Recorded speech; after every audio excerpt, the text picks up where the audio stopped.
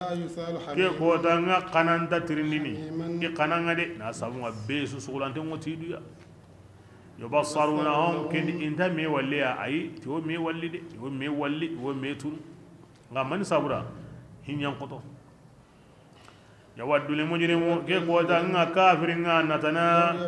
harigan kati duma ngasana ke ko tanga ngatayenga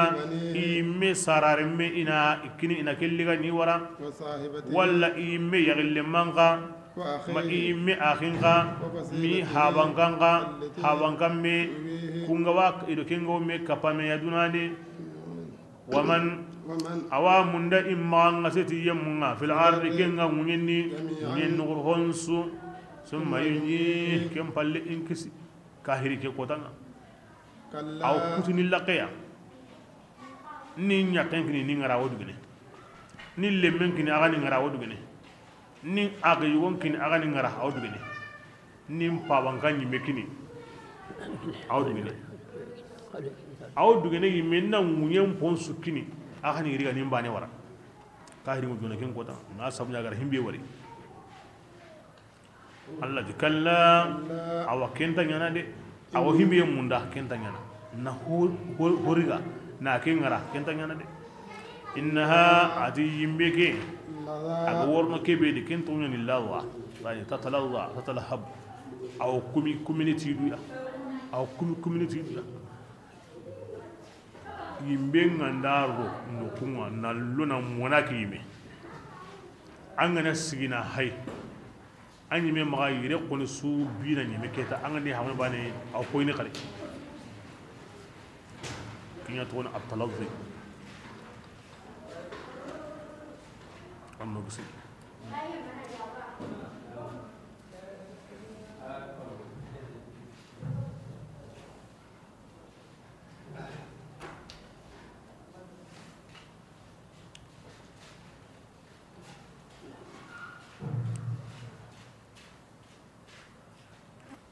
بسم الله نزاعة عدي لذا يمجي عدي بوسندان يعني أو يوم كلام فتين يعني أو يوم كاهرين يوم كلام فتي أو بيني بكاي يوم كلام قتين دورون تغسلنا والعياذ بالله بسم الله تدعو من لذا يمين قري يمي بيغا حل كوي تغندنا أغادي حل كوي أنا أنخري إلي لكتينا عند منا لكتينا allo rannin gay wa jamaa ken kama ngaran na buren ka homamiya ari yo ken baga amma Allah kalle buari Allah ganda kebe ko ana sabunya ko manna ku kinyal laza yimbe be go kemo godi ma o yon kolam patin bidi adi serebe no gari halle koy tumundenga kun kama nyalli serebe gari yo ken baga haramin na burenga anda yo ken baga halale ni min kam Allah kalle bugadi adi kun kama no nyalli wa jamaa fa'a nanyo kim paga haraminga manda haga halale ni min kam Allah hakke bugadi ila harame munduye ko men kanay halale ngani nabure nga Allah hakke ndabagadi ko men nan kanay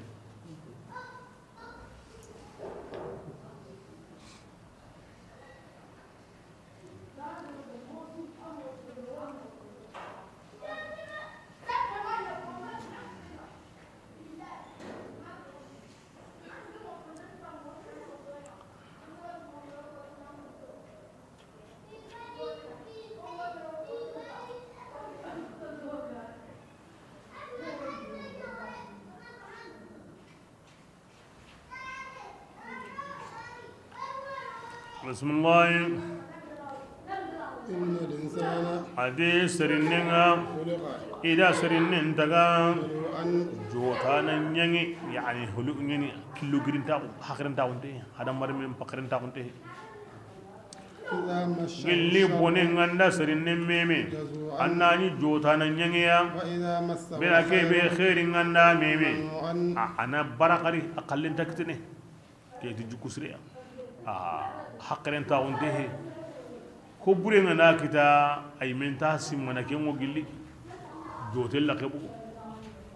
الله أنا كنينا سوري بيجا ولا وابكين أي أنت كين اللي anda khairin ga kitabane anyime sira sunta bakanuma bismillah kunta kunduma illa almusallina ma ganda aywa mu'mina siru kunta kundu salla nusrunu yemunye kunyemu iddu mandengo isallin kamma kuntarnu lawa adon yemun gana haqqe moyi naburunni atuyindengani iwakin nyaganda nanga aru nyagan tambalinga wakin besuya andi nyaga o ammi nyaga wo jakka bugondini to khairin yana kuntarnu lawa والذين أريم منيني كونغا سقا أو براجين دين كوتانغا ندي الله خرا وكنيني ساونتينغي كون كانترنو لذا أريم منيني كونيمو إكان دينو الله ينغان قتاينغا يعني إما توي يقول لسلين كما ننساغو الله إن هذا وربنا باسا إكما ينغان قتاينغا كمبتي دونتنغا كوهيدي كوميم مغا أو دونتنغا كوهيدي ke sawura a wurdin shartinundi himmenu gara wurdin mutu iwato annan maga duntinga wo alla da baringa ko tasingo astaghfirullah kamiyana ngom maga sallin kamiyana la ilaha illallah kamiyana khair bi ga wari atuntin alla dun konu maga makinna maga nya sabu na andun tinga gondi de ay alla gara mumunan gonnon kono awa konni nan kai nanti yo kanna lagaraya ndinga ontidi do sawra karlema woni mu'mina on tagman tunyeni mu'mina on shartu nyan ka mameni na kanda wala mu'mina on shartu wani ko me ga suro mo anga bati mo an golle ga suro mo maga dundinga o tiketa ko ninke takenso an kanna Allah idada ya na hata yin togono dade na yamari ngulli dade nan kuma gan ka ku dade kin mu mun ta kun tinga an gara dun tinga on ko hankri bane aw kalle ma on shartin bono والذين هم من عذاب ربهم مشفقون إن عذاب ربهم غير مامون بسم الله والذين أريم منذرون اللذاني كن يمو كن غني تنغنداني أو إيمونان كتون دغني ما غند يغل مبان بين ولا تمبارون بينو إكتم غركم مرا كبرنا مؤمنون إن تجرغني كل يندي أن يغل ما من تمباري كمباني anda buhinga aku tensu kimbe kundini ahram dinna kabandini bismillah faman annadu awai yimmi anda mogotana mundu kingani ki halliya an kanya gille mahe an tumbare ati kum mango do buru kun tigi tigi iyada de idange halalen kata haramin ngade iyada den katwaru Allah ngade والذين آتيهم من يكون درن لزادي كن يمو كن غنين دغانين دانويا إساقراغن دغاني أدو الله دون دغاني أنغن الساقراغ بيساي كما إيوه تنغنا أنغن الله دو بيغا وغارو مينغا إيوه بوني نتياغينا أدو نامبي الله خرامبي أندو الله نغا أندا نيمي نغا أندو الله كمون نغا أو واجب أن سوتانغا أنغني مؤمنا يا بسم الله أرو أو يمون كانترون لغادي كن يمو كن غني سكانو يا تي سيدا كونا سيدا كانيا كي سيدانا دي وسكي أنغار هيمبي سيدا أمو الله هنك يلنجي أن الله كيني كيترانغا يورنا كوني بس سيدا كونا ينا الله سابورا antanya na sereke sabura antanya na kontruya ngani himbe sedanga linya ke sedanga ndiga seda umuto aha lidiga ya angani himbe sedanga lidiga kini ndiga ko bismillah walladheena arayum muntaranu lawani kun yemmu iga o tangandini aywa sallun kamma ulaika arajo pasalle na lagandi salle kemurni islam agun jongini sallini angara jukun surondi mo serenya an kiten garanteni be sumba na ampondi jukku be ga ko anta jene lahidu ngai aw sheda mun kinni aw to mun konni anta sallini e ho anzuru hina ho masu sallim fi qutani de ala joppa على صلاتهم دائمون على لغرندي على صلاتهم يحافظون بسل نقول الله نادو مندي كوتا سوا مسلين تكرهو نانتين سالي سوغبا كي اصلها نان كي كبرين كي باننا كي غرا اي كين تسرونو دي كوتا سوقالي انغانيا wa nyayenka kenni daimun na tangaka I wakatindi adu inyamgondi fi kenni ala salatihim yuhafizun sogoba mpakati na wutu hajiringa ubaka kata kiyembla gabugu salihana kiyen nyinge laga sara sira hunganda kiyen imenga iliyo kapa kata kiyembla gakheno uturo kiyen na kanu bane ma sigi dumbuye nan tunna nya masalli dumbuye nga tunu kata uron tagande sikande hananga aywa kenni wakati hananga na wutu kenga kata hajirin bagi kenni sawon pati lamin kani ma sigi wakati hana sugan den nan dangi na lo wakati darro dama ba kekina darro gandanga ke wakati wanda imati annan sallen su gemundi genga de ni salle antani na nyako tasu na nye nyamogo be ga kanda na nya wakati be ga kanda ke yani ku wanda timme salle dasro ko taso nganya na ko tasu na nyi wakati ndi ko tasu na nyi nyamogo ndi ku wanda surani a salle ngaso ahuga masuro awa kenda ngo salli naide sallen kama ngon makin kanda alla ga tanna kebe nya anga nya na kuma gara kanda mobe ma nya kum anga na kita mobe wal ma galan kenda mobe ay kembe wakati ngange ni hoyo anda kella ka wala awa wakati nya kanda de masallin no gondi himbe ga kanda anna aywa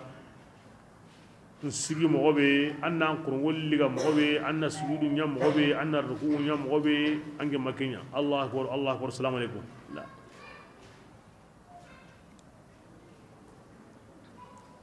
nusalli salama on tasruna halle wa salli antane ude ni komeni salli nya ga mundu anna nya na surondi I wakatindi la khara goda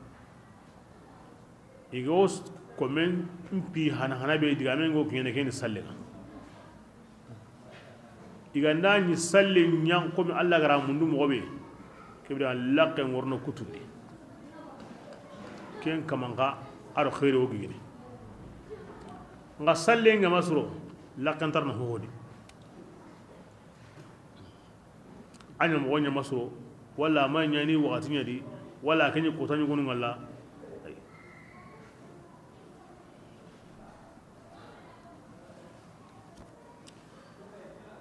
بسم الله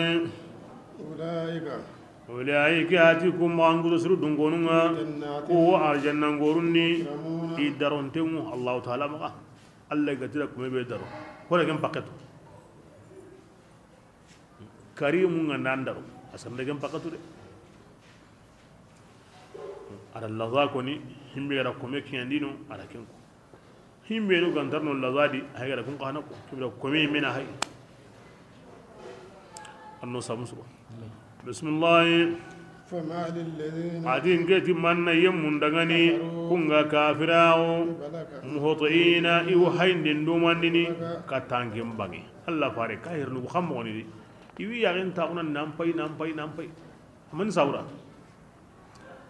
عزينا إجمان كوري دمو دانتا يمباغينا إي كوري دمو أنو يمباغينا iwotini mani iwu ampaini angena ko hay e kuli sere kaba konto sere me du walla kesuya amma diga no kun sere ma diga nalla kanda tanga na karamo wuni na ngalu tambini gundu wala ke me wari sere saka ke xammo ko koni igara no ko be go tongunday oy me worno kurantra no ko so gamaro makka wasandi makka yugunta goranyani nonga ilengana kare awa himbe ngo moya tawra ya wu haqya o tawnan kori iso tawnu ya gam boso Allah farno sabanundi ikaba koni ya bismillah igati indaro no kobe oyme wornono Allah ti dagani yalli serinne be suwa natanawa illi kafirin ni ike kahana lonne ma arjanna ngorundi kalla ana kenta may to onode be suntano arjanna de be suntarno islamin yallo no gamma ikun la bismillah inna oko tunganga oko dai kun taga ko kutun taga momme ko de taga himbe ya imo kentu de kenni mani be su taga mani to arjanna murginta be sulladi be su taga himbe nyagunta ho nyene ho merente ngeni ho merente tarno ho nyagunta ho tarno kebirenga anta mayna re kammo kebirenga fala yatma fi illa bittaqwa Allah kan ne nyan sigin an go tamay nadi an gana kanu Allah na batu na qose togono anan qurandi anan senundi kebirenga anna sege an yonkin na sege an jukun na malika nun jukunwa kinni mani malika nun mani yana Allah batiye inta kutana kenga na ya wakati kebe an nasru arjanna royenda Allah nyonki senungo no kube kenni kamunye arjanna ko noni an ganda kata nyonkinda na ruhu ke bugadi hatendi nge ruhu nasige kata ibuguranga nganga makatara komi kungo mobe kebirenga arjanna ko ni ruhe sartinta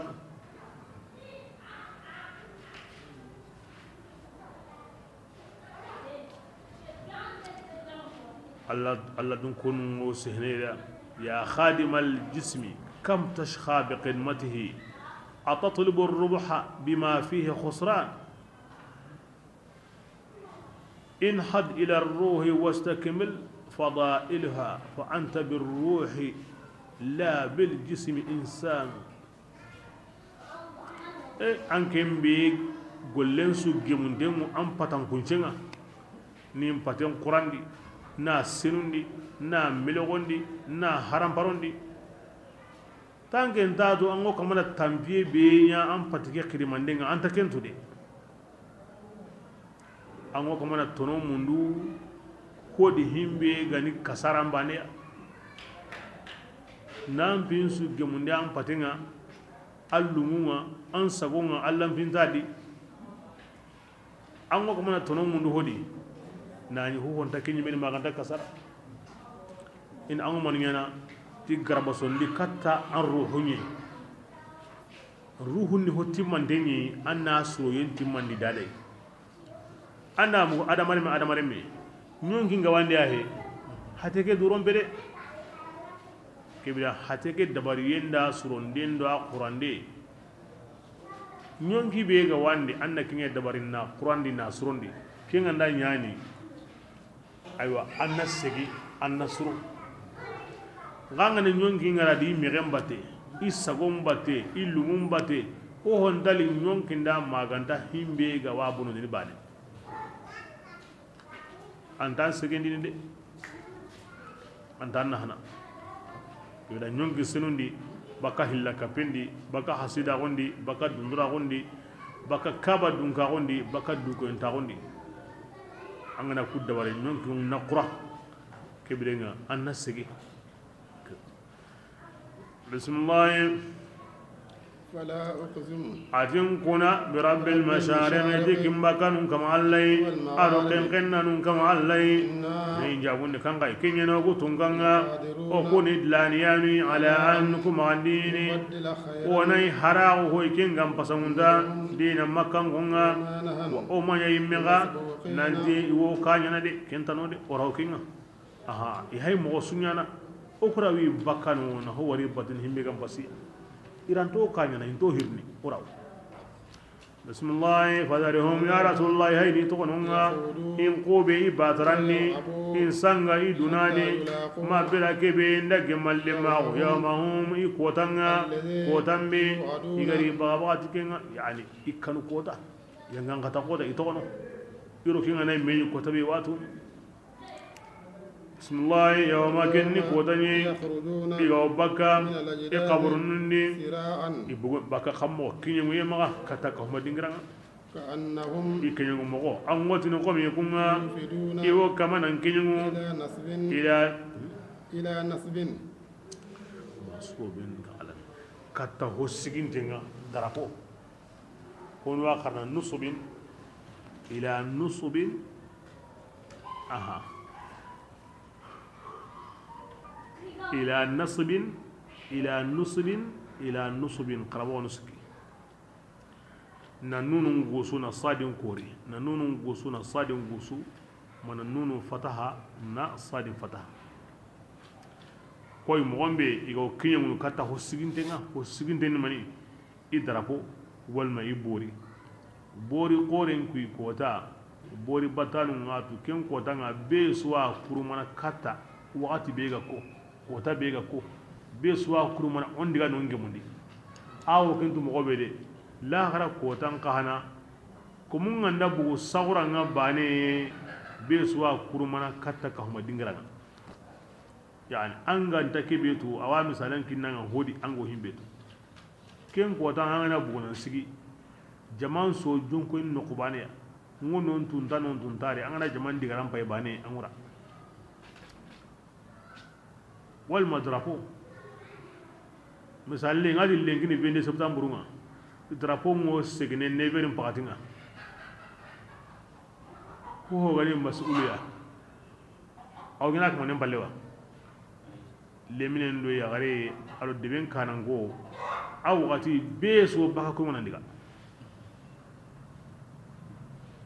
da kim misalin bay la khara ko danka ko mun na gire qabrundi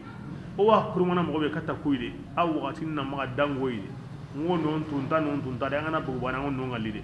wala khara ko tan kan kim mo ji seren ta sama digarandi goy be so diga na kurma bismillah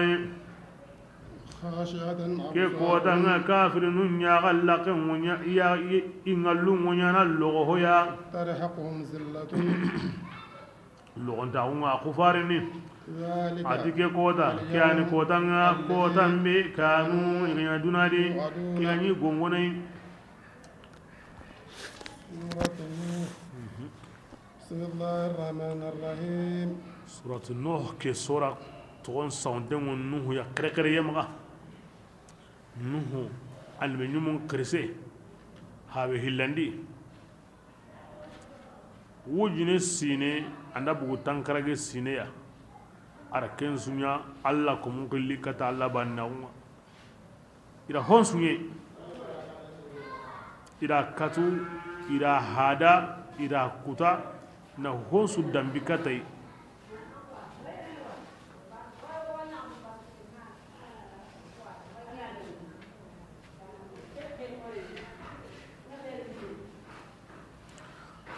hana be alla gara haqiqata kumunga qara hillaka be wara ayani king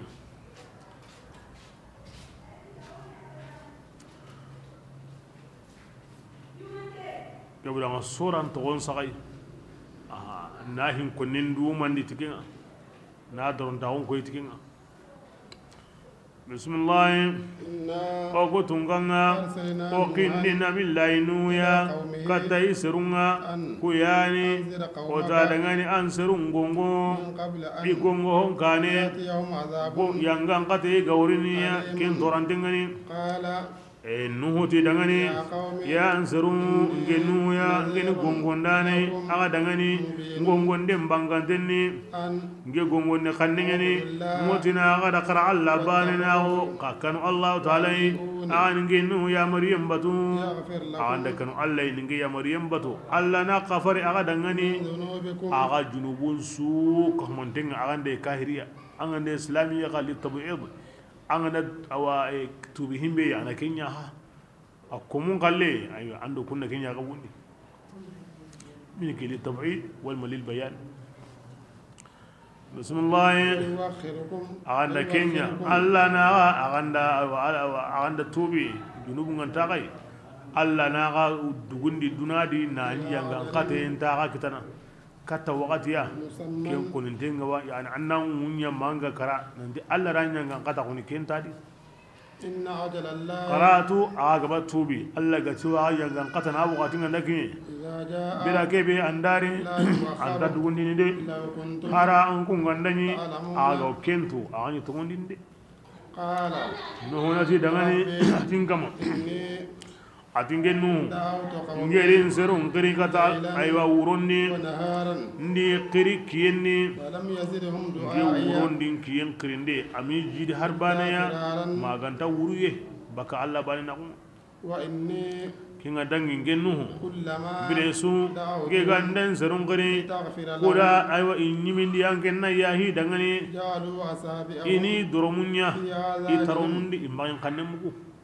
واستغشوا indi ثيابهم ngari iwo yiramen lonindi naga magi ngari me وأصروا a allah nge soro ko dume ka hira on kamade واستكبروا ridu qorondi to munde ngade استكبارا qoronde ganta himbe halde ثم إني kem palle ngenu allah ndi qiri جهارا banga yendi nan kule nan gangu an ngana yiramen ko hanga nan kitilan taron ngura asigi nan gangu manga mu ko mobe ثم إني kem ballengenu ye bangandi idangani tin kannenga وأسررت gundandi idangani ti digamenga awa me gundandi kem pasu na kesunya فقلت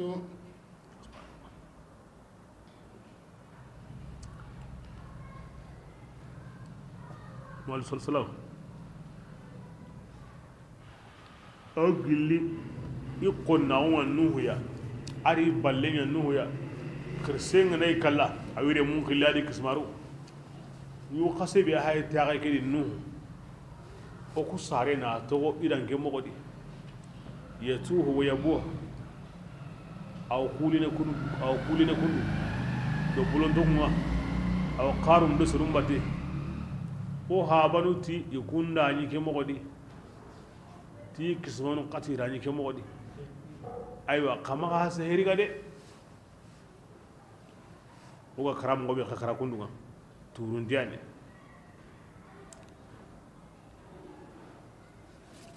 e kawagi na ke mogodi akara ko mobe kenyende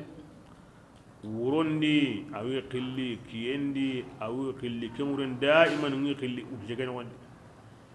igandi ngari wo iramin lonindi naga iwi kitelloni tarondi immagen kannem kem palle iramin lo nya halle kitello halle tarondi ngura na akamanin taron wuri na gangu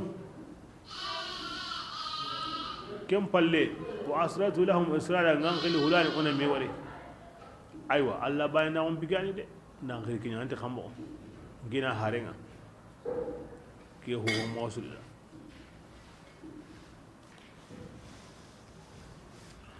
bismillah faqultu ngeji dangani استغفروا qad qafari gesi mundi nya kamanga agambu hillaka pendi إنه kamanga ama giri qafarana nyangi gani يرسل awalla السماء kenya de kammen pay gari ga gai alla na kammen ngara عليكم kamma na buji ويمددكم na burum pay ga birsa ga ma aganda kenya alla na gajidi tin na bure gabenga بنين yarum pay ga nyaburge nga tanji kisini dak manan sare aganda tubi alla na lenyugun kina gai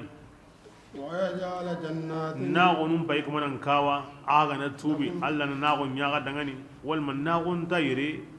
ogo no kube sen kulli no kunyani ngakanda tubi alla sendu alla ni yendi aw na gon kinna gayre wurwana hil suwadi bismillah ويجعل أنهارا ana waralla kunyaga dangani nani yire hitiken no kuya ما لكم ngeti manna ngun dangani aga ganta darun tagu gini allah ta'ala وقد خلقكم e anga dikimu nyana kammo yire nago yire waralla ke ما لكم لا ترجون لله وقارا أنكم نقمو أغنى تونيتي الله قصغي الله وقتا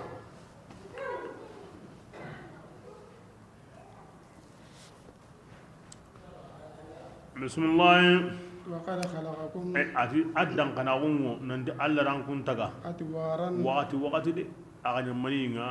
aganya hori jongindenga aganya cien konturunga kebre alla be gara kenya kenta kontono nema nyananda mo sudi kenta kontono hinni la na yam mo di istighfar bahil menen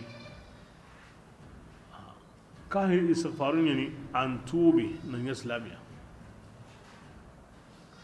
islami istighfarun yani ana junubu wara nan nimisi kutaidi nan tumiya nyinga kini istighfarun gullinga kini lakke nga konni astaghfirullah an kirana konni anta gulli bure ngalla an ga kuma himbe nya amma da kawara amma ni misadi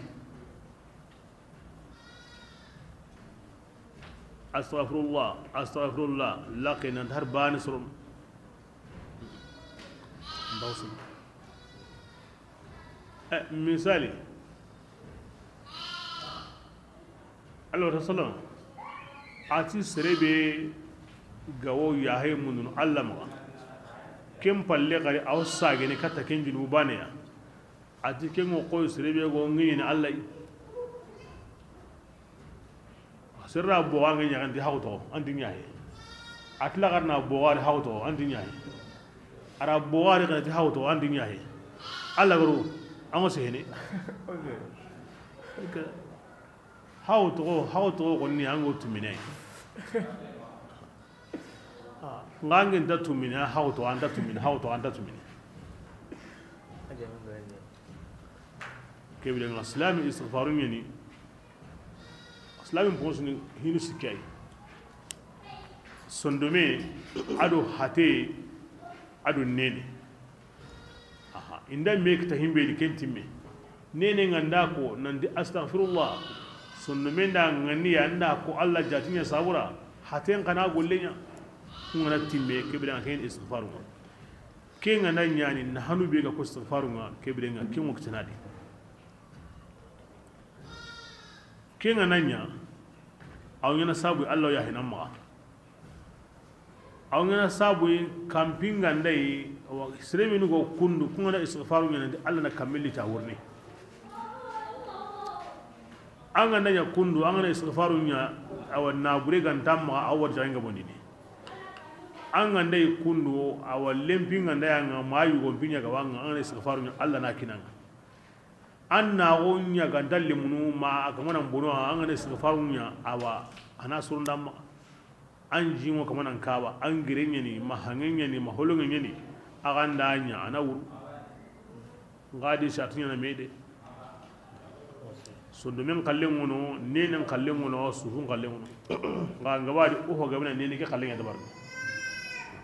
astaghfirullah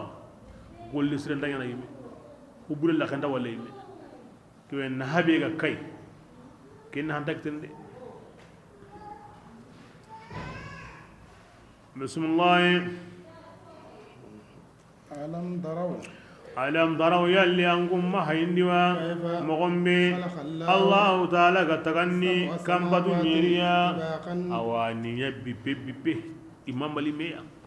waja'ala al-qamara akin Allah ya naqasunya kamunu kudi nanya noronga yani fi majmu'ihinna isudi nka atungno duna kamuke awdo kinye aramun kanne ni ke memuna na honun ka hodi aga wi yugodi bane kembirenga abbas hitige qasonna ki kammu yadi anta kammu kutundi ittifaqan amma kiyen kalle honu de kemun nakatandindi honu ti karagandi honu ti anna gamni awa mullendi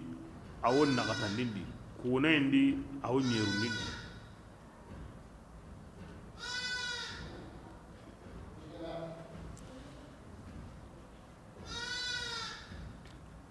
bismillah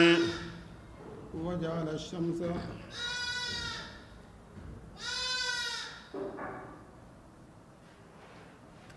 الله تعالى يانا kiyenya سراجا aywa quray bundi hoya akinna sembenta qason qalle والله Allah taala ayana kun jopana ga senundi من الأرض baka munyendi ngene ko hawa adamai senundi ya awu sejuranga na qoti na mutindi hakida bismillah thumma yu'idukum kam balle alla nan kun sagandi munyendi qari aganda kara aywa annanya senga alla na bundi bundi ndangani bundi ndeya والله Allah ta'ala ara munye nya an kun dangani bisatan awa hubbainteya لتسلكوا ko sabura an kun naro munyendi awa dungara nokununga yurubantengani قال na نوح killu na killu khurunda badi ngora doru kille ne nema khore kille palle o ya ganta bakka nuhudi rabbiyan kama innahum annatun sirunga irin kutade yani ndi simandi alla nema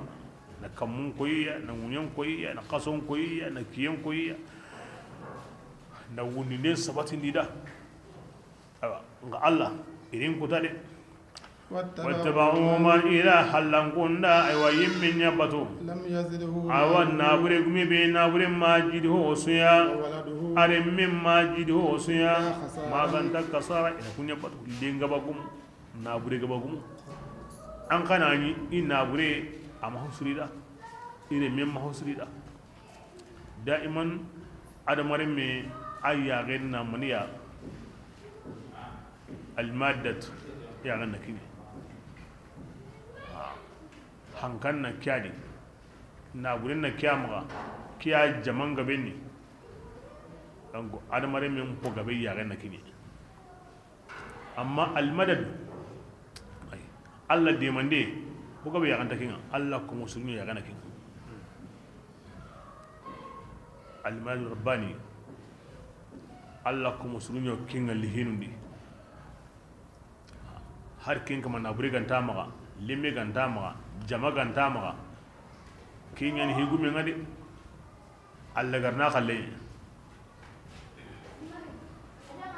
anna buringa na gaban mogomo agantaro allai alle minga na gaban mogomo agantaro allai an tarajanda an saranda an giyanda an pankanga na ya mogomo agantaro allai antar nan jidi ho suya illa khasara wasirun ya gana kinye nan gaba itoki ne kinye nan gaba kenga kasara an gumi ga toki da bati a kano kasarande nga himbe jama an nabure an remme a darajanda giya agara jidi yani aga waro no Allah ro rakemi Allah sagonya nyana tai Allah an kidimina tai kibira wonta ken kamanin kalle kenni awa maddatun ka hum madadunga kibira kenti manteni mo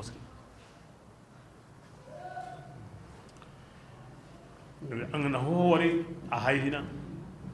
an na kurosi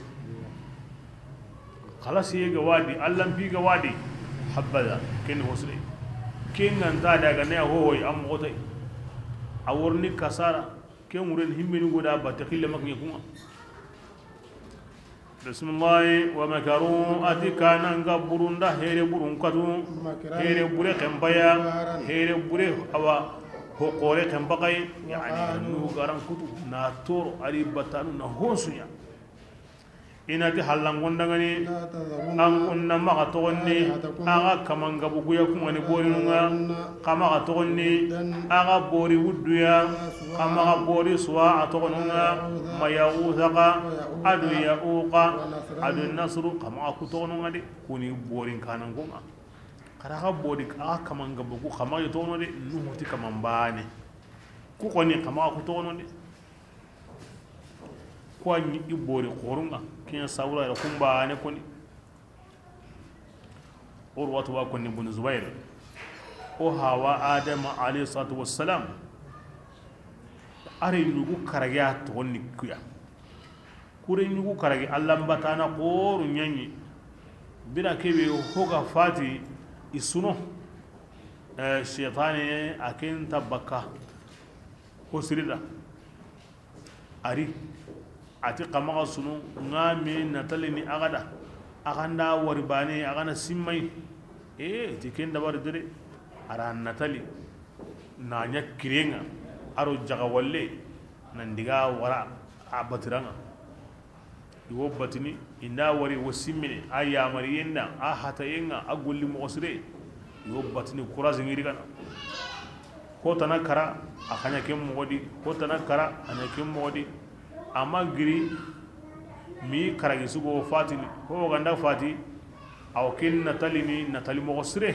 nan diga sigindi a batiranga aw courage ngini sarunga me ibulisa ya ganda lengi yo kumani hala ya ko kinyi wakati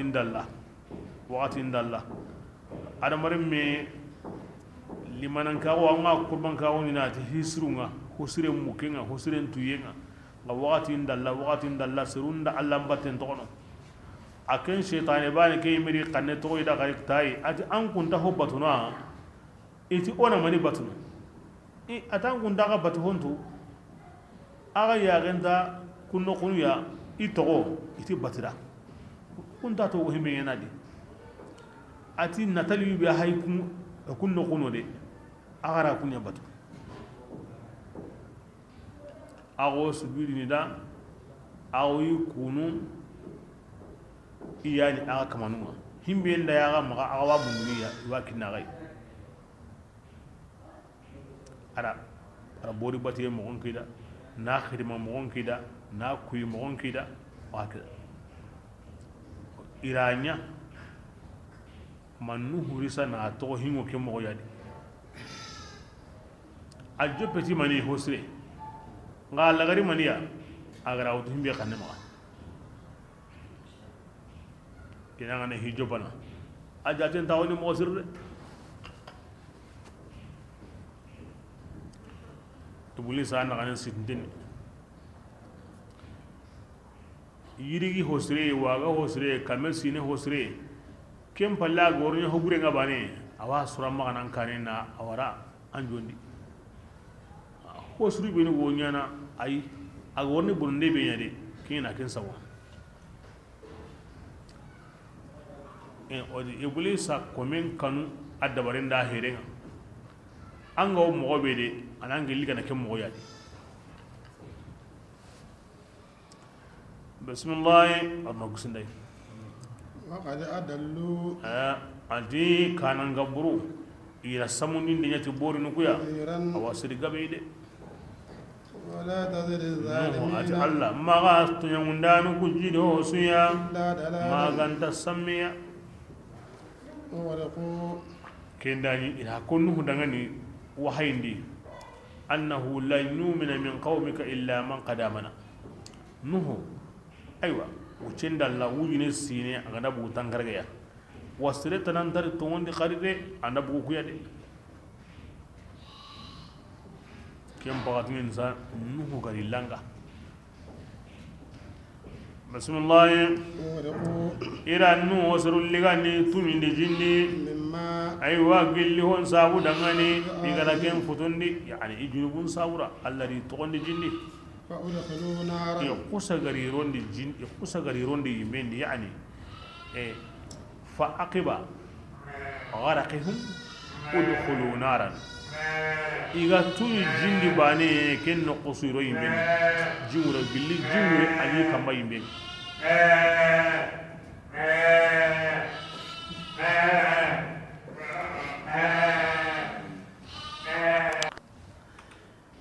بسم الله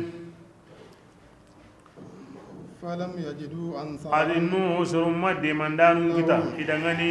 كيغني الله تنايدي وقال نوح بلا كبي أغر الله نوح أغر الله تيني هتران تحكبي يا قري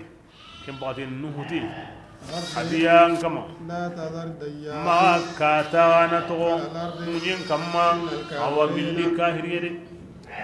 أنجا الله تعالى أنغان كاهرين دونما يوسم دين أنكمنا وإن تره سارة إلا فاجرا ما كنت كمبري ما كنت كافرين يعني إنك يسارنا هكذا أريلانا بس رينا تورا متنوا خيرين أنغو خيرين دين على وجهني على كم كبير هل سنيا تورا ندمي كما سعي nka na to o serebani mbani ngukutini hari kamel sine serebani amaken baga toran to mo bugadi kirinde makko yada ka alla gara kala ko to nan ta kafa ku gari ibda nga yimmen dai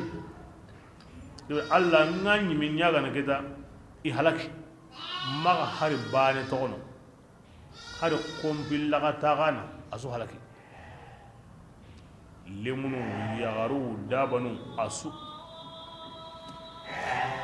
bismillah rabbi atiyan kama annan kafarin ge dangani ayin saranun fili dangani annan kafarin ye mun dangani kunye mu garin ge kombende kungani mu'minan nga annan kafarin mu'mina yi undangani na uta kotanga aro mu'mina yagarun dangani na uta kotanga makata lagara kota akala donya serebe ga iringe kara min misirendi mu'mina annan ya hekemma na utulengi malagara kota mu'mina nyugonda ya gari Allah annan ya himaka inna duwanya hudangi tonda aro horin tonda awna hina ya himma dim pawa ma arani kuntana himmin go qurayni liman dakhala bayti ya himma himminu ga warni walil mu'minin wal mu'minat ken duwaw Allah yanqilli namuradun kara aw hudangi de aho sorno kendi ango wakati beni anga duwa unyana wakati bega worni anga duwa unyana duwa unta kere kere ne ti wakati bane na nyukoni ango haju munun Allah ma e Allah kontono mani ko danginde arawa suronni ni ango wakati be awanya nan sabonga himbe ga worni ka arawa dabar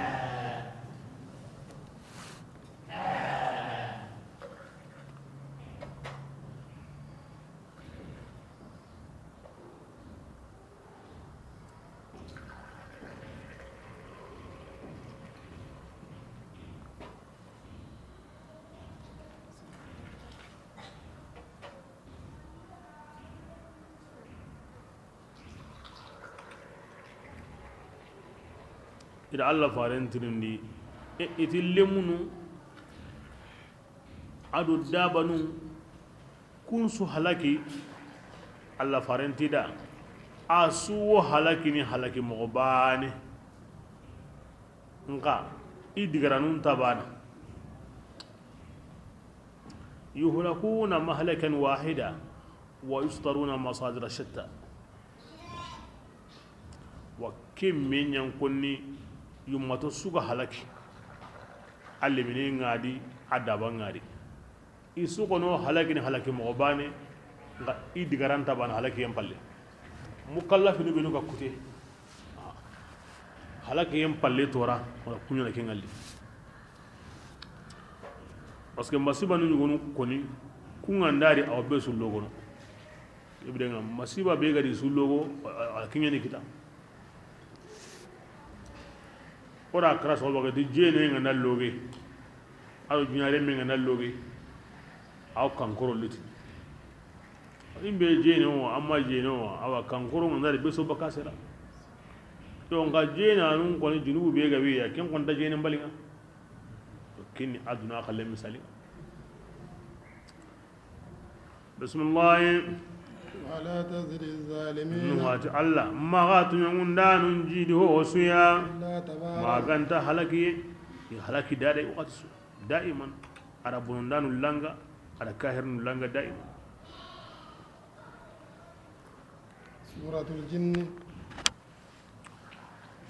سورة الجن جنن سورة يعني جنن قصن وادي هم بيغدانغي إلو الله فارنا na koyoyi Allah fare mari kato bani ari kata oro jinnan su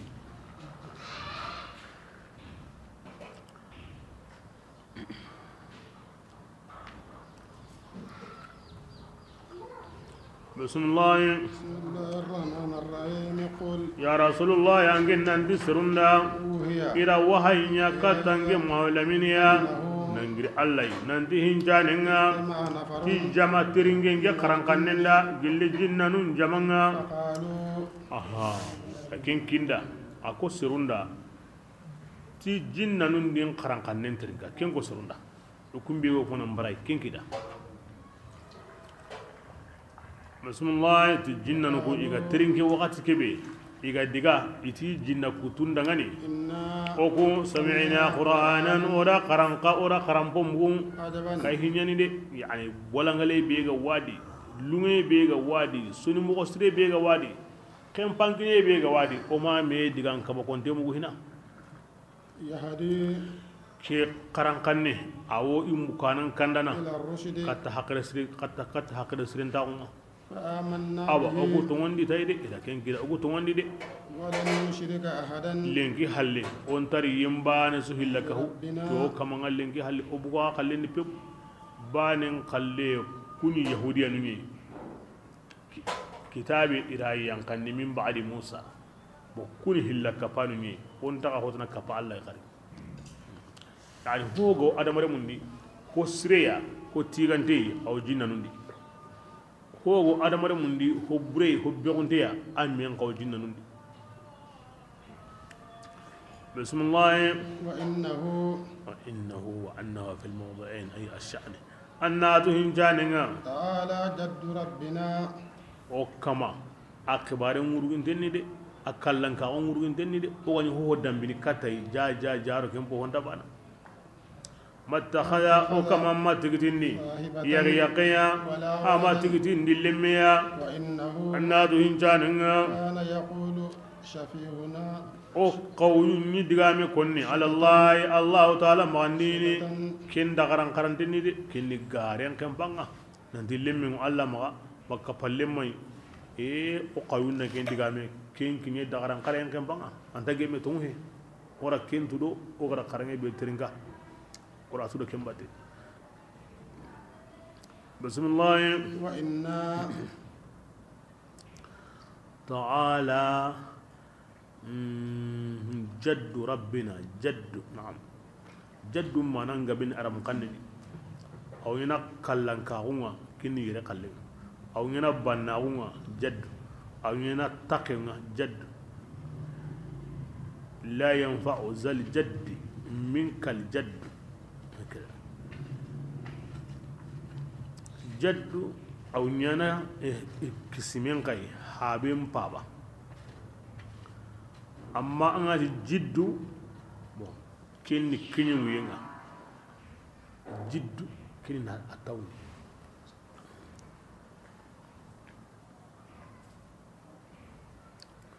bismillah wa inna annatu ogujinnanu oda dankanaku nanti serunta harbane konni aro jinnanu taho konni nasaw allai maganta o ma simmana do gare saka allah iga kebe konni lemme ngama yakke ngama kapallem ngai serundo jinna o kunya simmana inta hokkonni allah pindi kingani gare ora kento ana di garanto nyeni onya hallena ke qaram fu kaba kontem ora tu jaja iga ho konni lemme ngama yakke ngama hillu ani sikwari ora nya sugare bismillah wa innahu Allah tu hinjaninga aywa yugo goruni gilli hadamare munga iwo tanga yimundunu ti yugo goroya gilli jinnanunga kebrenga idan ke kusagara jinnanun jidi dagaran qarai dadai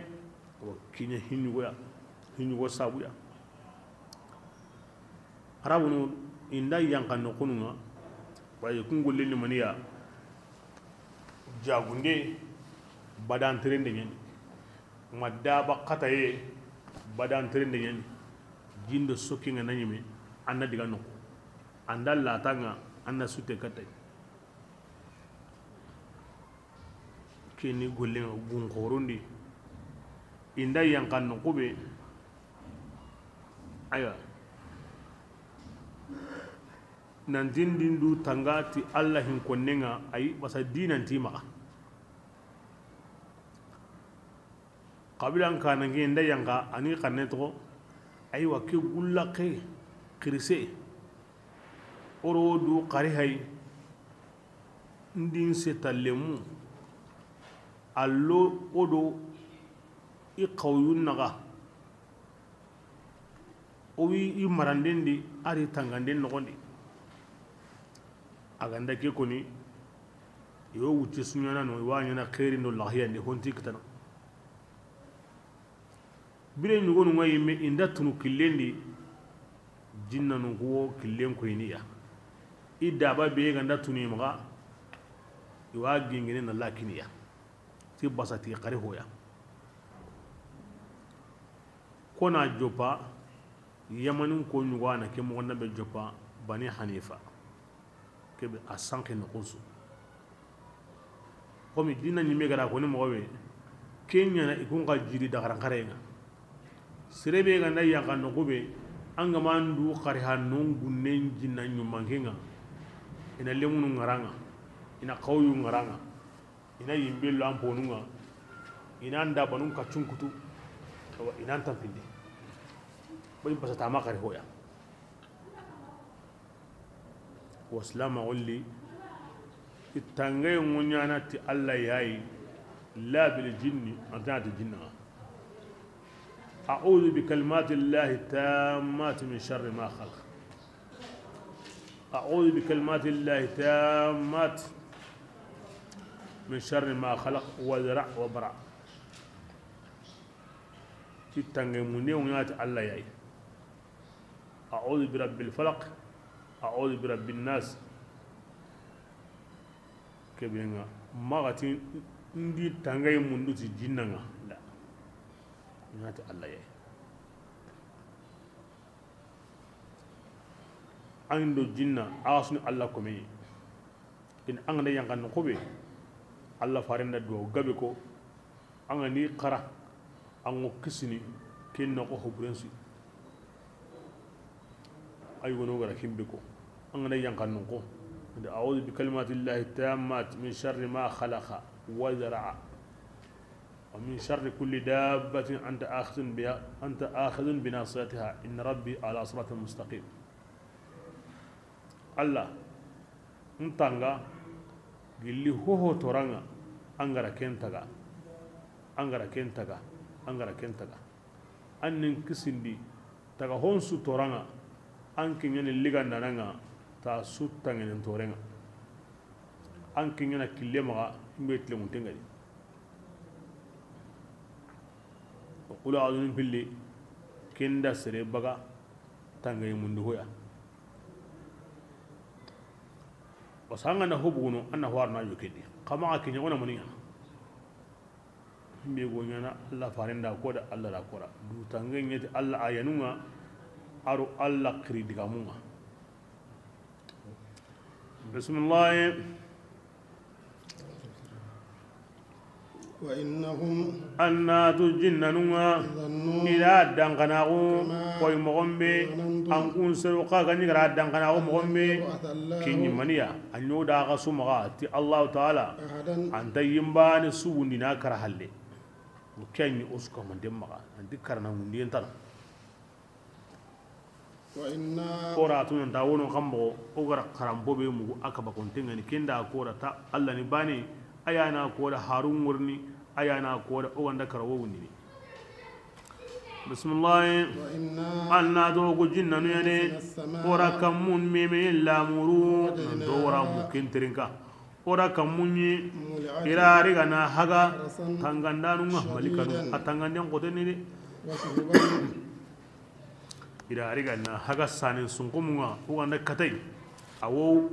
ugullana awo katana awo bini bismillah oku jinnano kunna oku nifaren qiyin kane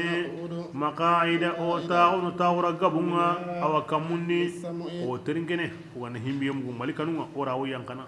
o khidmandanu bego munyendi o kopallemu o wa konnida ki worninya ki qason kibarenga ki sinen kibarenga ورنا كده غارباني التومباني إنا كمي غارك هاي بسم الله فمن قيد الجنبي كين أن لا ترنكن للامرو أول لنكي قطعنا أنا سانين سنكمني إدو دعاني أغو كمان يتانجي كبرين أكو جنانو لا ندري أكو كماتو أريد يلي له برا لامروا tiyem munga kunga munyendi ma munyendunko nun kamal la murundi tiya khairan ho sirenya o makenture siriran da katni kamu ngadi anga tangu tintono bane jinna e shaytan e nangulla kebirenga kamane ara munda na hobure nyariti ngumendi wa ma ho sirenya ke o make famu kebirenga oni kundo atahana kebirenga oga kabekeya ona sabu mundu no to ko na sabu mundu jaja sabu nike anna muwangu nanti o yimme jinnante kundu ikungati irantara kamunde kharika kibra ato moniya Allah faran wahayi kemba nan tong bismillah wa inna eti o ko jinnanu yane o ko yara dankana o tigi nanti onta Allah kanyana o ga munyendi onta kanyana yimmega onda ti omuru wala ke dankana ko nanti ona Allah warande nyedi ja munyendi onta kanyana onda to omuru yimme khana onta hirni wa inna Allah to ko jinnanu lamma birakebe o ga muyu qur'ana kandayinga o kusaga tumundi to qur'ane o rani yimmembe ken anda tumundago awati kamanga ken kamanta kanna aywa igolle sirin nagasiya magolle buren jidiya ora kentu wa inna oratu nandi oko minnal muslimuna duro kinnanu nga oko jinnanu de minnal qasituna nyengen ton kawodi himenu gami dukini faman bayemme be kengari dukini kuma gudo sirum kun koni yugodarindi akarenta kun killenga de amma nyengen toku kun koni nya suanga li jahannama dangani ora kisus do qur'ana batte na wutai wa inna wa innahum wa innahu wa anna wa annahum wa annahu no kuntam rehilwane nawtu wa inna lamas wa inna minnal muslimun ndalu nganda ngena innai ndalu ngana annai ma iwri anta bana andanya kisringa kini istinaf anda diga men jopai andanya fatahanga kini ampayirni adu himbe jonkoy mi angaro kello no medi annatu wal mahinjani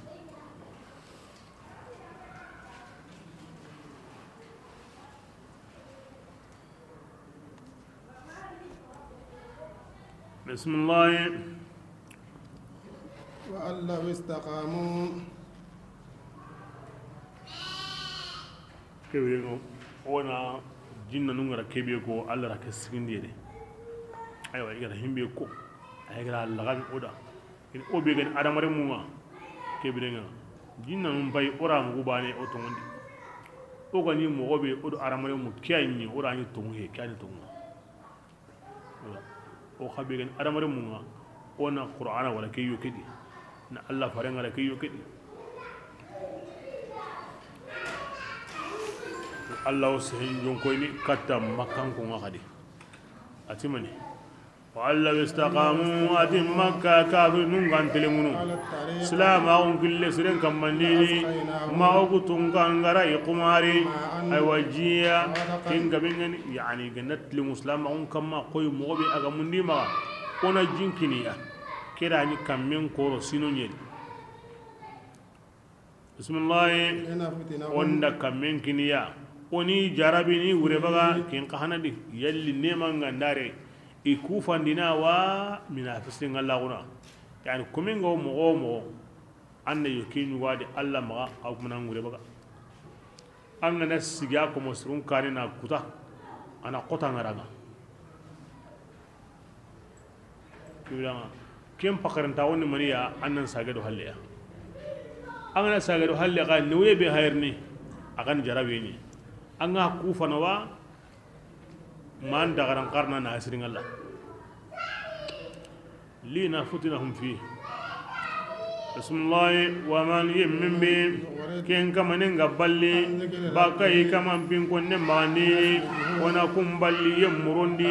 yangan qataini aqoti qotini de wa anna al masajida qanqan allahin kunni awramani hina qur'an nan ta tengo qur'ani amma hatiti ahata hinga amma yamar hinga Allah ti ona ken kama londi yangan qatay di kebe qotinga saadu maniya nata annan sege qotinga ha tintinga sege en tampiye wa saad qur'ana ken bank nyende ak nyes hen kan bank nyi sero sere gawdunadi anga ma ya mare to qur'ana ya marenga amma hati ahatayenga anga ndani ango mo ambira mo ke qote be ga wadi tampe be ga wadi anti no komi wati su tanan sege ana dia koti ni wati palla hiyan tadi hakre tagu yin tadi sawra un tadi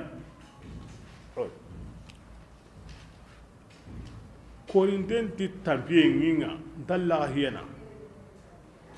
hungume ñime xa tampiye ngay anta laxa hena aw kena waxatu a saxunden ta sere suy lemme he ago saqay miñange he ago saqay gulña lema he ago saqay aga wi kompendi a kanuntenni aga wi moblindi a kanuntenni aga wo noqu a xertaxunte he aw komi ndata nan sege kotinga tampiye be yangari a ñunkinga ñunkulandi de a nganta do qur'ana bate a na kundingi laxiye suntadi kan giladuna yere ande bira be Allah fare ñu matu ngodo qur'ana badde hakre tawo yakempa la hiya kempa to may kempa sangura ullo gondeni ndinga ullo gondeni be su sigindemo isigranga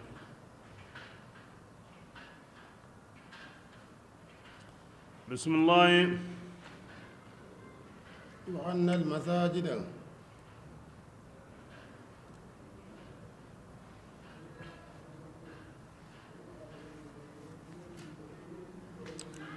وأن المساجد أغنات نندي أو سجود الدينغران لله أنا الله يا دعاني دي سجود الدينغران الله يا هوني ولا تدعوا أحدا كما ينبان سبته كفى الله أو سجود الدينغران والما سجود الدينغران دي وإن نصران غوانينا مغوبي أرو يهودية المساجد qotu jugo wono alla farende on sugidu kun kappa tangi degerum pilli kurungum pilli ado ta etandro yugum pilli nugonen kalle kembi to kote kinni mustahabunga on di sunna ngin kibida ku qotu be hayanga an tangi an degerum pilli an kurungum pilli an tandro yugum pilli nugone maga sujudai ko tana da ma Allah yani tagani kinanga sujudi ku kamma Allah yada anga sujudi ku kamma Allah tana da anda Allah sirin Allah akemma tagana kinanga ataganda nanti maganya andanya kinga dangi bagano al masajida ila salliran kirim masajida ti sujudira ona ti misire parce que mani ñana no salle ñana salle ngolle be nga mo siri ki ngene sujudi ba arka bane so sujudu hilli wadi ke sawre mati sigira e mati rukura e ti sujudira parce que asujudi nya gabe ke bi nga misire ngana alla ya honi misire nga kama ka hotara batu misire ndi islamino aganda bu Allah jatinga yahudiyanum bay ibbatiranu Allah tano batinino nasara num bay ibbatiranu Allah tano batinino wa batana burenso kundunga bori nun kompu yimbe gumun yimbe kombe wa hakaza Allah tano batinino an kunna ma ke menya islamin karaga suhunu na batinga Allah jatin sabura aga batiran ka kara Allah bani ya batwadi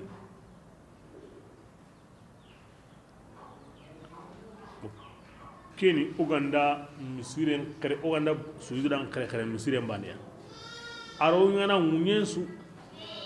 Allah farisa sallama ga kono daga ni ti ira munyensu ko mantenya ikedi yumatonunda e sujudra salirai kenna logonta kebire nyen no ko anga wono ya insan maga Allah kana batuno anga wono ko no Qur'an ni digambane ko aswana di maga ansu kunya na Allah kana batu am batira kare karente misire maga Allah kana batadi ango nyen no ko kana maga Allah kana batadi basi asa denni kesu to ni al masajid kebir anga man su hunya Allah tanabatu Allah batira kare gande be ga amma Allah tanabatu munyen no kunsuno amma Allah tanabatu kebir nga la muriyan sabati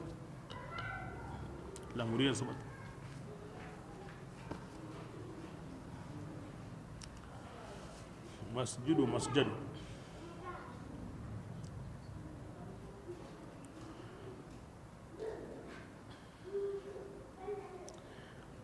ke wure hiti igati maga aywa wala tad'u ma Allah ahadan nam misren togon saundi an misren Allah kanye Allah misre wala Allah ka na'am aw gemme anna misren togon saundi hotana kempiti basi kenta baka Allah ka hondi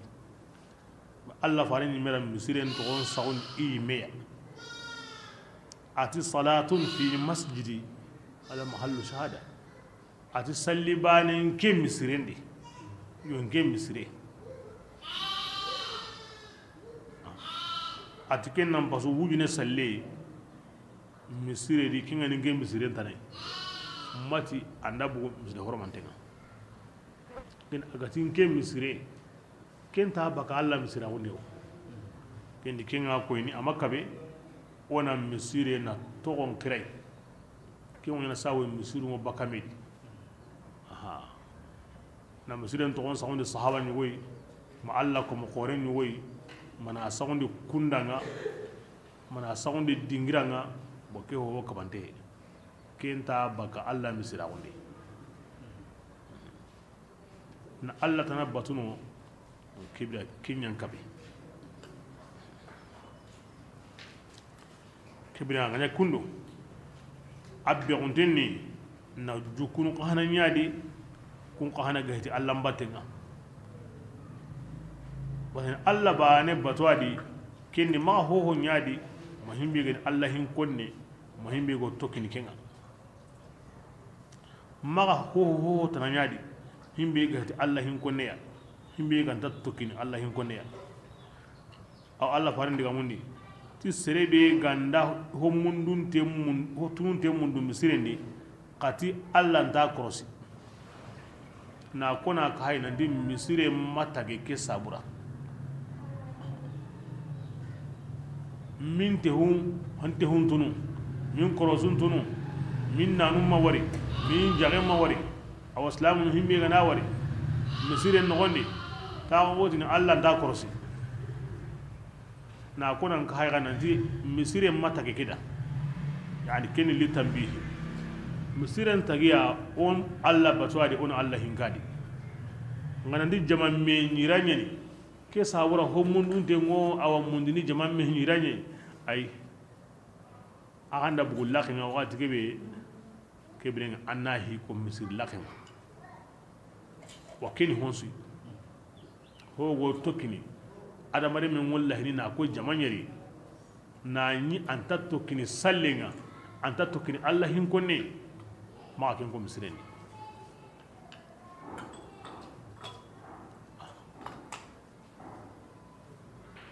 ulani fati ay aw sikina misir lak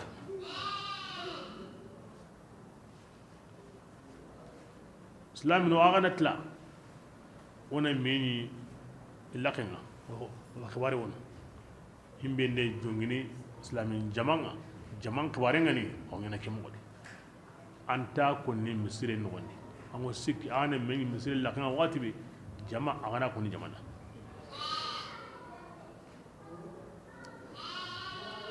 kiyani ammo sire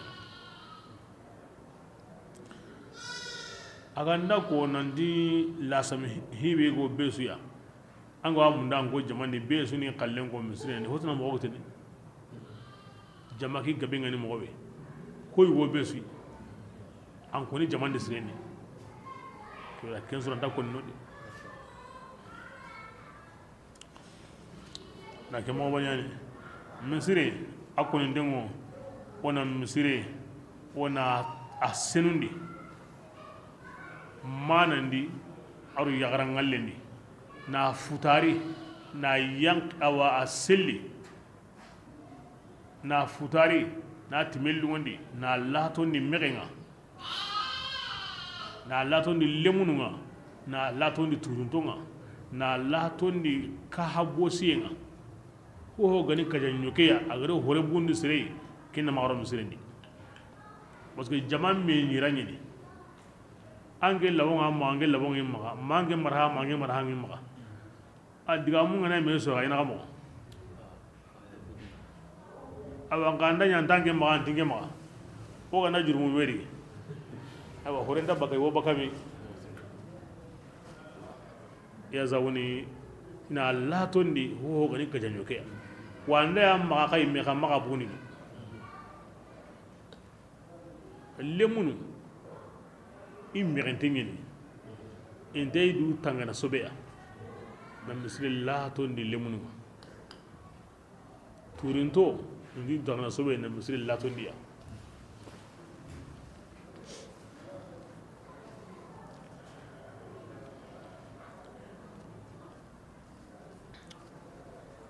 anga nari misri ni anga na kinye annan ta tayin polorondi anga na kello ni wakati kebe alla diga me ganna kenko misire ken alla hoy kama hotana batire alla halle alla nginan ko minni mpay gari buganga aywa anga nda bugu hoy haqqi wo bakana ndade yani anga tan diga bugu hoy kara haqqi wo wanda de kebe alla nginan ko minni li buganga kebirenga anke nyani jurandi honsu hosirenga nganya gana an pinnayenga nganya gana annin kannen poro yimbenga musirendi gana an naro musirendi annakiko annaroti anta tayenga an na bugu ga musirendi anna bugu ta anta noyenga anata alla nganya gana anna kerin gujin kamma gujindeya nganya gana alla angara hosru be kininga anna magi bosinga abada alla nganya gana anna magi mbira mogonya kotoyeya nganya gan alla ngana diga ngunyen no ko no ko nan kiteno ngana bu musulendi am alla nyaga nakaya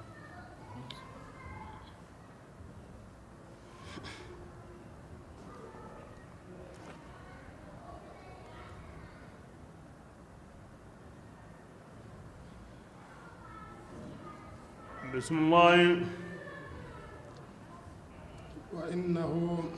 أغناتو وهنجاننا لما بركبي قام عبد الله كمي معلمين قسي أو كمن الله تعالى بتو كادوا كي بغتنا جنة نيا يكونون إيونيانا معلمين كما أبدا كمي ينتي كتون تمغمي أنا كم بغتني جنة نهو إراسي يخني مغمو أني بطن نخليا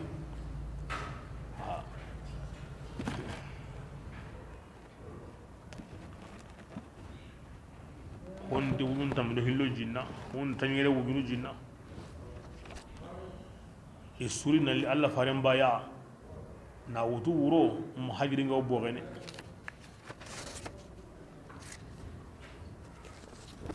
lamma qama abdullah birakibe birawo bure qur'ana gedi alla gande fare mankuto qore konoda ara daraja qore konoda ana mankuto no ya bil ubudiyya tikkumo ganka ko kenni na koy o ya nan tikkumo ganka ko maqaman yan qoran maqaman suya yani o suga ndey hareya himbe alla kumo ganka ko ngan qora kinni nan kamma o sunde annabi nyime himbe gani kome alla da dinanta himbe ya kinni nan kamma o suga ndey waliya himbe alla kuma ngan qoran kallenga o sunde mu'mina ya himbe kallenga qoran kallenga o sunde islami wa haka maqam al-ubudiyya أرفع المقامات عند الله عند أهل الله نادى اللي الله غني فارن في قرون كوني واتسو أوام ما أنكتون قدا بالعبودية قرآن هاي أقبين علي بسم الله قال كبرنا الله فرسلم ati kahirinun dangani igotina dangani sage bakka anda ke mogondam beya honu wa qarna qul akida igotina ndam makkan ko sage bakka awa ke kudigandam bu konnendi Allah bani nawo qur'ana o gonda karwo wunne ku konnel la kawara Allah fare akoni kunda إنما أدعو ربي annabange kirindinin kamanye ولا أشرك na ya batunun kama Allah ndar yimbana su hillakai tin kamangane قل an mutuni dangani nge mawlamini nge nda tora marana an kun dangani ma khairi kanta marana aga dangani قل an mutuni dangani nge mawlamini جيرني ko hondi nge kisindini yelli Allah yangan kata yanga gillinga nda kutade ngana hillaka panangane ولن أجد ملتحدا ndari tugu nokuni من دونه gilli kengani Allah tanai awa gillinga nda kutade إلا بلاغا kebirenga kine buguni murenga min mafuul amlek ngati nta ho marna tora ma khairi ay maganta kinyandinde Allah ra kem maranden kininga min Allah من kem الله marangiri Allah katinga ورسالاته aru Allah hari nago ara kem maranden kininga arinya hari ninya kinyandindane ara kun kininga kebirenga nguk kinyandinde nyana gai aga himbe kinda aga nim parna ko himbe khana kempai bismillah wa man adi yemmen be kenga Allah kutana adi fare Allah bani na gondi aga matongondi فإن له anna tu jahannaba yimbemo alladhi faren kutananda khalidina dumanu ganiya yimbendi bada bada حتى إذا رأوا ما inta gilli ikahira o ke kamma Allah fare ma inda ho ngari yagenga يوعدون igari baga baga tikenga فسيعلمون من wajibi yimme iworni kento أدعف badri kota wal malagara kota makkan ko ngurna tu yemme be kengal lampunta de mandanai iworni yemme tu kengal logonta jama jateya قل ayitina o kwan sembenta gai o kwan gaba gai ibasinta agorni sembe gumentu agorni jama gumentu bismillah قل ya rasulullah ya mutuni dangani إن أدري ngi mawla min inta tuini أقريب yalli hunna latowa توعدون iga waga baga baga na ga nyina tikenga أم يجعل ربي minge kama ngunya ngundini adangani amadan bambande ya antakentude awnya na koni la gara kota yanga ngata e awotin tonowa ma alla wa wucem bambana wa ntatu akoni gati aga matongondi awnya na sikanta da awnya na de bismillah عالم alla yani munde tuananga لا يظهر أحدا yimba ne sunta yingini على غيب Allah ta'ala himundenga maganda yimmembe هدى kingra Allah dungandi من الرسول gilli hariya فإنه kibla ken kama Allah ganda yingindi mogo hoy aga lungo ada ina yingindi kenga hari ganda mu'jiza wali ganda karama يسلك rasadan رصدا ana malikan tanginda anu wana kullundi من بين harun jomme nagane ado harun balle ina tanga magara kinyandindenya harun paragu i wahayi i ilhamu i wurunkuyo asu tangantengeni shaytan taqentari shaytan tadi iganati alla tikunu banakin alla khalle iblis antadi bismillah ليعلم akina koda kina harun yada harun amma